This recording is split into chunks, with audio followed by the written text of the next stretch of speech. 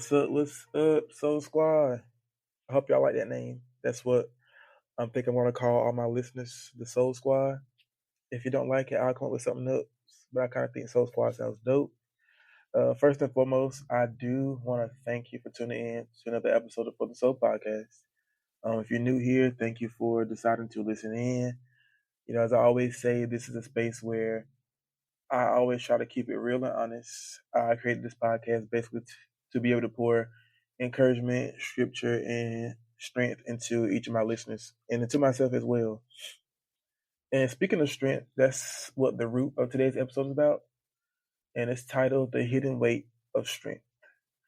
And it's about those of us that seem to always have it all together and never seem to be going through anything. People often think we're strong or think because we carry things well that we don't need anybody to check on us. But I'm here to tell you that strong people need support too.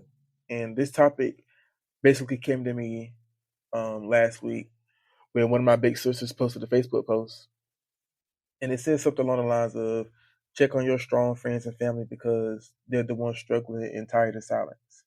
And it hit me so hard because it's so true.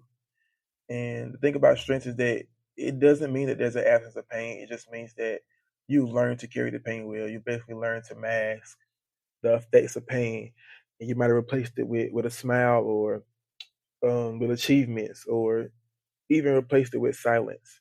So when people look at you, they don't necessarily see what you're going through. They see what's on the outside and they assume that you're fine, but they don't actually see the weight of what you're actually carrying. And it's usually the ones that you least expect that are carrying the heaviest burden. I found that to be true. It's always at least one. So it's the people that are always checking on everybody else, the ones that are always smiling or cracking jokes or just keeping the energy up in the room, making everybody laugh. It's usually those people that need the most support.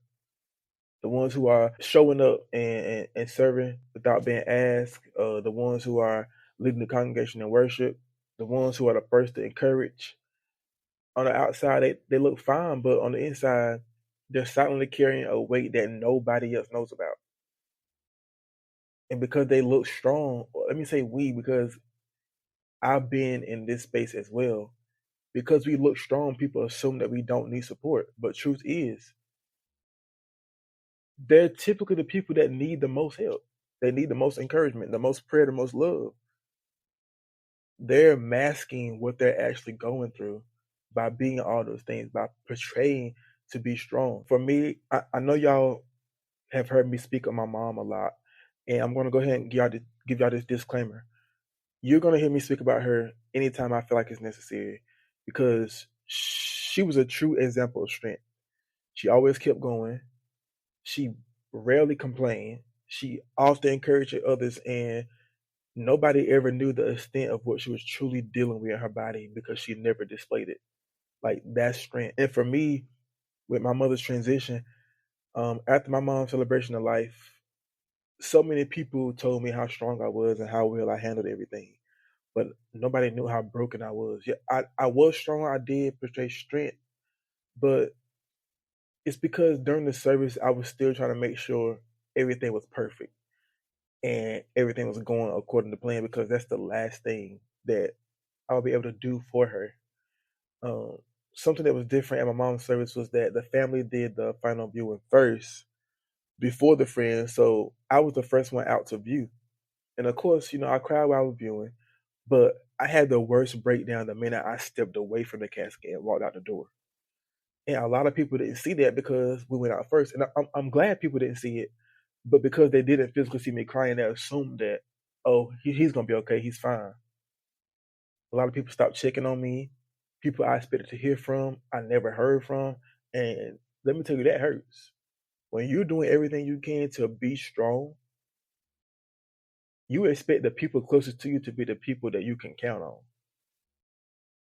And right now, to this day, people still mention how strong I am and how strong I was at that point. They say things like, I don't know how you do it, or I would have lost my mind, or I wouldn't be, I wouldn't be able to carry on. And it's like, what makes you think I haven't said all those things? I wake up some days and literally like don't want to get out of bed. I can literally, and I tell y'all no lie, I can literally feel a physical pain in my chest near my heart area since the day my mom took her last breath. That's no lie. I can feel that pain in my chest since that day. I still cry often. And some days I know it's literally nobody but God that is the reason why I'm able to get through each day. And I have a separate episode planned that's tailored just to this. So I don't want to go into too much detail about this, but I just want to say that these are things that I deal with every day because I carry it so well. People assume that I'm doing fine, but that's why I'm glad I have God and that I can depend on God and I don't have to depend on people. But seriously though, there are people out here hurting and broken inside, and nobody is checking on them because they seem to have it all together. So I want to say this to the strong people who are going through silent battles and silent struggles. I know it's tough. And some of you often go to church and think, maybe today's the day. You know, somebody's going to pick me up in their spirit. Somebody's going to come pray for me. Somebody's going to tell me that everything's going to be all right. And it doesn't happen. You leave church more crushed than you were when you came in because you didn't get what you were anticipating. And after a while, you become so used to masking your pain, your struggle with strength that it becomes a lifestyle. And that's not the way that God intended for us to live. It just means it's time to go to the true and direct source, and that's nobody other than God. We have to take the mask off when we're before Him. Because for one, He already sees behind it in the first place. So the Bible reminds us that we have to cast all our cares on God. So cast all your cares on Him, for He cares for you. And that's 1 Peter 5:7. That just means that every silent tear, every thought, every struggle, every burden, everything you carry in silence, God can release it. He's basically waiting for you to release it to Him. The Bible also tells us in Psalms 34:18 that the Lord is close to the brokenhearted and saves those who are crushed in spirit. And that's the reminder that we all need. You know, we're not alone in what we're carrying. Even when people overlook us, even when church feels silent, even when you walk out of church without the encouragement you were hoping to get, God has never missed a moment of your pain. And that's something that I think a lot of people forget. Even though God might be silent at the moment, He's never missed a moment of your life. So He knows exactly what pain you're going through. He's going to draw near to you right in the middle of it. So strength is not just about holding it all in. It's also about letting go and trusting God. You have to trust God enough to be vulnerable with Him. Cry if you need to. Pray how you need to. If you have to get real and unfiltered at your prayer, God understands. Sometimes you got to talk just like you talk to somebody. Sometimes I got to talk just like I'm talking right now in this podcast. Like, God, what's going on? I don't get this. Help me understand.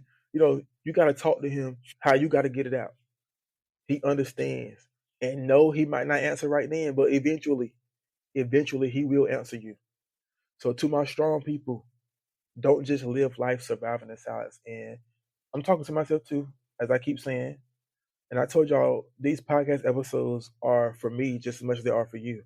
Like, God gives me these things and gives me these topics, but He deals with me first before I can even bring it to you. But seriously, y'all, don't just survive by suffering in silence. You have to run straight to the source. You don't need anybody to do anything once you take it to God. So people might not ever know what you're actually going through, but when you take it to God, they'll be able to see that something about you is different once God brings you out of whatever you're struggling with. So tonight, y'all, I pray that I've said something that has touched you all tonight. If you're the one silently struggling with life right now, I challenge you to take it to God in prayer. Take it to God. Those people you need, you know, they won't be who you need when you need them to be. But God will always be what you need Him to be when you need Him to be it. And to everyone else, as cliche as it sounds, check on your people. Every now and then, make sure that they're okay. It doesn't take a lot. A quick text message. Hey, how you doing? You came in my spirit. I just want to check on you. Hey, how you doing? Haven't heard from you in a while. I just want to check on you. Hey, how you doing? Just want to check on you. That simple. I hope you all have enjoyed this episode and took something from it.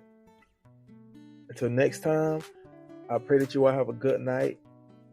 Don't forget to pray tonight. And remember, it's always for the soul.